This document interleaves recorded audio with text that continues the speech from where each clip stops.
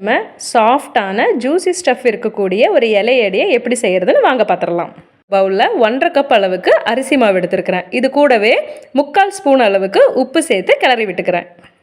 இந்த அரிசி மாவு பார்த்திங்கன்னா நீங்கள் வீட்டில் அரைச்சதாக இருந்தாலும் சரி, இல்லை கடையில் வாங்க இருக்கக்கூடிய ரெடிமேட் மாவாக இருந்தாலும் சரி, ஃபைன் பவுடராக இருக்கக்கூடிய அரிசி மாவை நான் எடுத்துருக்கிறேன்.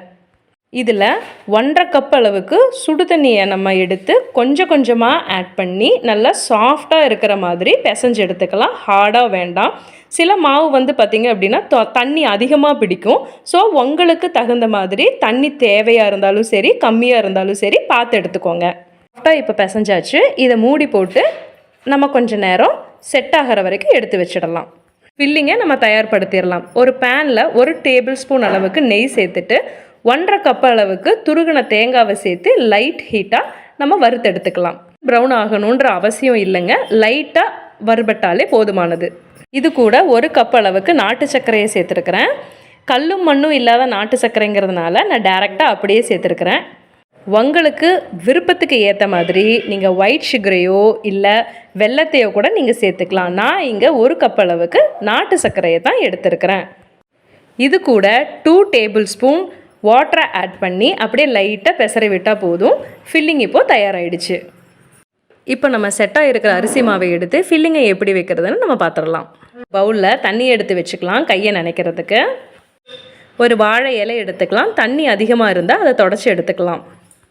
அரிசி மாவை ஒரு கைப்பிடியை எடுத்து இலை மேலே வச்சு தட்டி விட்டுக்கலாம். தட்டி வச்ச அரிசி மாவில் 1 ஸ்பூன் அளவுக்கு ஃபில்லிங்கை வச்சு நம்ம மடித்து அழகாக ப்ரெஸ் பண்ணி அமுத்தி எடுத்துக்கலாம். இந்த இலையடையை இட்லி தட்டில் வச்சு நம்ம ஆவியில் வேவிச்சு எடுத்துக்கலாம். சின்ன இட்லி பாத்திரங்கிறதுனால ஒரு 3ஓ 4ஓ தான் என்னால் வைக்க முடியுது. நீங்கள் பெருசாக இருந்ததுன்னா கூட உங்களுக்கு தகுந்த மாதிரி நீங்கள் வச்சுக்கலாம்.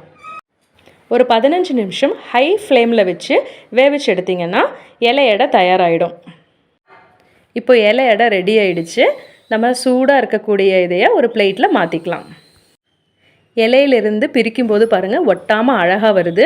இப்போ ஒட்டிகிட்டு இருந்தது அப்படிங்கிற மாதிரி இருந்துச்சுன்னா ஒரு 5 மினிட்ஸ் நீங்கள் வேவிச்சு எடுத்திங்கன்னா ஒட்டாமல் வந்துடும்.